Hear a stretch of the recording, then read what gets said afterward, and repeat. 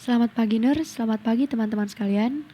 Saya selaku perwakilan dari kelompok 3 akan membawakan presentasi materi makalah kelompok kami mengenai batu empedu.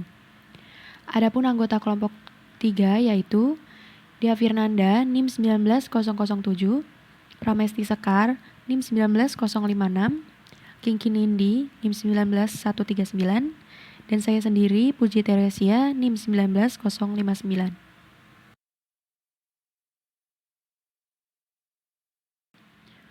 Pada kesempatan kali ini, saya akan membahas mengenai definisi batu empedu, etiologi, tanda gejala, pemeriksaan penunjang, penata laksanaan, dan asuhan keperawatan pada pasien penderita batu empedu.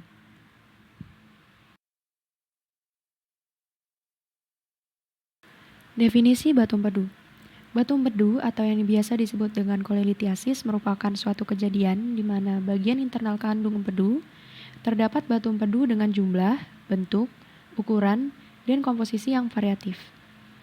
Penyakit ini terjadi karena adanya unsur-unsur yang bergabung dan membentuk zat padat seperti batu di dalam kandung empedu. Penyakit batu empedu tak jarang ditemui pada orang berusia 39 tahun, khususnya pada perempuan yang dikarenakan faktor hormonal. Selain itu, faktor lain yang dapat membuat seseorang beresiko terkena batu empedu yaitu massa tubuh yang berlebih, riwayat turunan keluarga, aktivitas fisik yang kurang, dan penyakit penyerta yang berkaitan dengan saluran empedu. Selanjutnya, ada jenis-jenis batu empedu.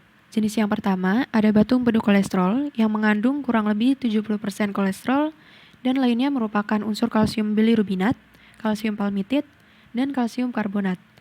Batu empedu kolesterol biasanya berwarna hijau atau kuning, berdiameter hingga 1,5 cm, yang jumlahnya juga jarang lebih dari 2. Selanjutnya ada batu empedu pigmen, yang terbentuk akibat bilirubin yang sukar larut dalam cairan empedu, sehingga terbentuk endapan bilirubin, kalsium, dan tak jarang diakibatkan dari penyakit infeksi. Lalu yang ketiga ada batu empedu campuran yang merupakan gabungan dari unsur kolesterol, pigmen empedu, dan garam kalsium yang tidak dapat terlarut dalam kandung empedu, kemudian mengendap hingga menjadi batu. Etiologi batu empedu. Beberapa faktor munculnya penyakit batu empedu dalam tubuh individu antara lain berubahnya susunan empedu, statis empedu, dan infeksi pada kandung empedu. Perubahan susunan unsur empedu yang terjadi pada penderita batu empedu kolesterol, di mana hati penderita mengekskresikan empedu yang jenuh, lalu bercampur dengan kolesterol di dalam kandung empedu. Cairan tersebut mengendap dan menjadi zat padat seperti batu. Hal ini juga yang terjadi dengan jenis batu empedu pigmen dan batu empedu campuran. Statis empedu. Statis empedu dalam kandung empedu membuat perubahan unsur komposisi kimia, supersaturasi progresif, dan endapan unsur-unsur. Kandung empedu yang mengalami gangguan kontraksi atau spasme sphincter Oddi, keduanya dapat menyebabkan statis. Lalu infeksi pada kandung empedu akan timbul setelah terjadi batu empedu, tetapi tak jarang juga infeksi bakteri muncul saat pembentukan batu empedu. Tanda dan gejala. Batu empedu ialah penyakit yang memiliki sifat bisu atau tidak terdapat gejala nyata dan keluhan, sehingga penderita tidak sadar bahwa dirinya memiliki penyakit batu empedu. Gejala yang kemungkinan muncul pada penderita batu empedu akut seperti nyeri berat di area perut atas, demam akibat komplikasi, penyakit kuning jika terjadi sumbatan, dan mual muntah. Selanjutnya, tanda-tanda yang dapat mengindikasi masalah pada kandung empedu antara lain terdapat tai lalat atau bercak hitam di sekitar area liver dan wajah. Pada saliva terdapat lapisan berwarna kuning atau putih. Sering sendawa dan nafas mulut berbau kurang sedap.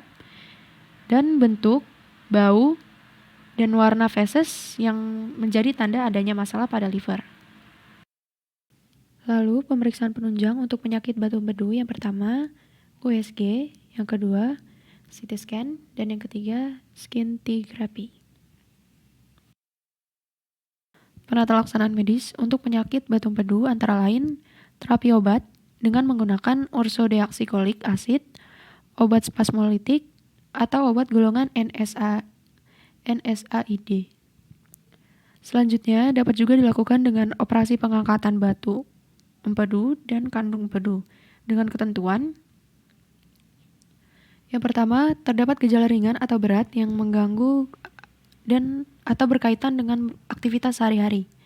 Yang kedua, terdapat komplikasi batu empedu, misalnya seperti pankreatitis, kolesistitis, kronik atau akut, atau fistula pada kandung empedu. Yang ketiga, memiliki penyakit penyerta yang berpotensi tinggi, terjadi komplikasi batu empedu. Ketentuan lainnya yaitu apabila batu empedu berdiameter lebih dari 3 cm.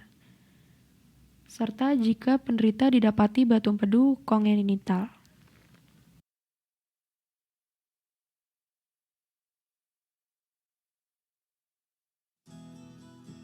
Good morning. This is Watson from World's Greatest Medical, and today we're going to take an in-depth look at gallbladder surgery. If you enjoy our educational videos, click subscribe and click the notification bell. And special thanks to Carolina Surgery, as we'll be showcasing several minutes of their surgery in our video. Also, stick around because I'll show you several amazing gallstones at the very end of the video. The gallbladder is a pear-shaped, sac-like organ with a muscular wall that's about 3 to 6 inches long, located in the right upper side of the abdomen, under the liver. It is connected to the liver and intestine through small tubes called bile ducts. The primary purpose of the gallbladder is to store and concentrate bile, a greenish-brown fluid that's produced by the liver. Bile carries waste products out of the liver, but it is also needed to digest and absorb fatty foods, and to absorb important fat-soluble vitamins. Before we continue, please comment below if you've ever had gallstone issues, and what brought you to our video. Gallstones are solid concretions that form inside the gallbladder. Gallstones may be as small as tiny specks or as large as the gallbladder itself. The vast majority, however, are smaller than 1 inch, and are one of 2 major types, cholesterol and pigment. Gallstone type is important since cholesterol stones are more likely to respond to non-surgical treatments than pigment stones. Cholesterol gallstones account for about 80% of gallstones in developed countries, including the United States. Pigment stones account for the remaining 20%. Cholecystectomy is a surgery that removes the gallbladder. It's one of the most commonly performed surgeries in the United States. The surgery is done in an operating room after you're given anesthesia. The gallbladder is an important organ, but you can live without it. Removing the gallbladder does not usually cause serious complications. However, about half of people who have their gallbladder removed develop loose stools, gas, and bloating, and most people, these symptoms are mild, don't require treatment, and improve with time. Stick around for some of my favorite gallstone images.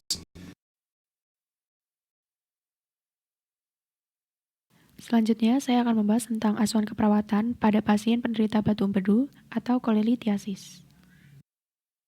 Studi kasus. Nyonya P berusia 43 tahun datang ke rumah sakit dengan keluhan nyeri perut bagian atas dan sudah berlangsung selama 2 minggu lalu. Pasien mengatakan nyeri yang dirasakan seperti tertusuk dan sakitnya bertambah di waktu malam hari. Pasien mengatakan badannya terasa lemas dan merasa meriang.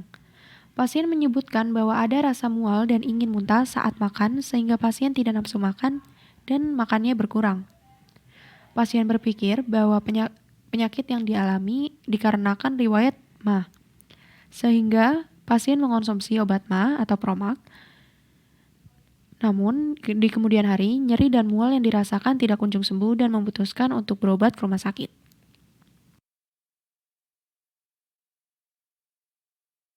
Analisa data dan masalah. Nomor 1, data subjektif, pasien mengeluhkan nyeri pada perut bagian atas seperti tertusuk-tusuk sejak 2 minggu yang lalu. Data objektif, pasien meringis kesakitan. Observasi nyeri dengan hasil P nyeri ulu hati, Q tertusuk, R area ulu hati, S 6 skala 0 sampai 10, T tidak tentu atau hilang timbul, kurang lebih 20 menit. Lalu terasa nyeri tekan pada abdomen kanan atas. Etiologi, penyakit hati yang menyebabkan asam empedu turun, lalu kolesterol dalam empedu tidak melarut sehingga menyebabkan batu empedu. Lalu mengakibatkan kerusakan jaringan dan merangsang SPP atau SSP, atau mediator nyeri yang menyebabkan nyeri epigastrium kanan dan sehingga terjadi nyeri akut. Masalah nyeri akut. Yang kedua, data subjektif. Pasien mengatakan mual dan ingin muntah saat makan. Pasien hanya dapat makan 3-5 sendok setiap makan. Data objektif, pasien tampak lemas. Tekanan darah 110/80. Konjungtiva anemis, nafsu makan menurun. Etiologi penyakit hati menyebabkan asam empedu menurun yang menyebabkan kolesterol dalam empedu tidak melarut dan terjadi batu empedu. Sehingga terjadi iritasi saluran cerna dan meningkatkan rasa mual dan muntah. Yang menyebabkan risiko defisit nutrisi. Masalah risiko defisit nutrisi. Berikut adalah pathway penyakit batu empedu yang dapat dilihat lebih detail pada makalah.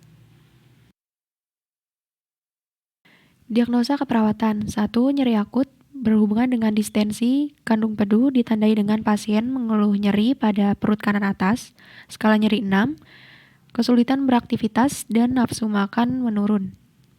2. Risiko defisit nutrisi berhubungan dengan distensi kandung empedu ditandai dengan pasien mengeluh mual dan ingin muntah dan nafsu makan menurun.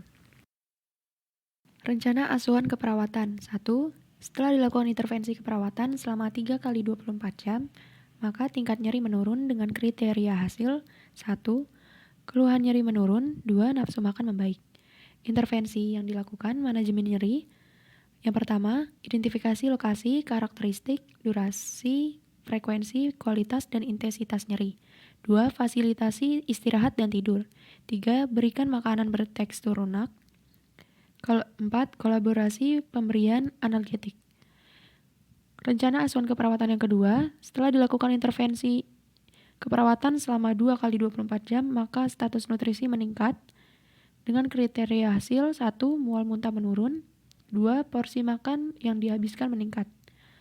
Dengan intervensi manajemen mual yang 1. Kendalikan faktor lingkungan penyebab mual. 2. Kolaborasi pemberian antiemetik. Selanjutnya intervensi manajemen nutrisi. 1. Monitor asupan makanan. 2. Monitor berat badan. 3. Berikan suplemen makanan. 4.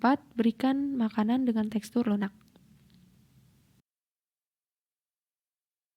Berikut gambaran dari implementasi keperawatan dan evaluasi keperawatan yang didapat dari pasien penderita batu empedu.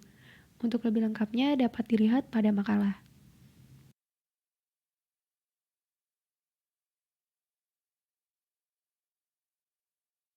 Sekian presentasi yang dapat saya sampaikan. Maaf apabila ada kekurangan. Terima kasih atas perhatian dan kesediaannya. Semoga sehat selalu.